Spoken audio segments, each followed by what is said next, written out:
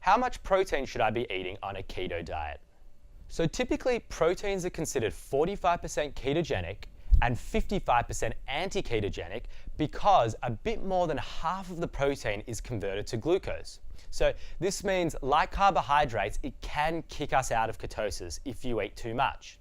The perfect amount of protein to prevent loss of muscle mass while keeping you in ketosis is different from person to person, and it really depends on your lean body mass and activity levels. So the suggested protein intake is typically as follows. Sedentary is about 0.8 grams of protein per pound of lean body mass. Lightly active is about 0.8 to 1 grams of protein per pound of lean body mass. And if you're a highly active individual, around 1 to 1.2 grams of protein per pound of lean body mass. And guys, you can figure all this stuff out on our keto calculator on our website.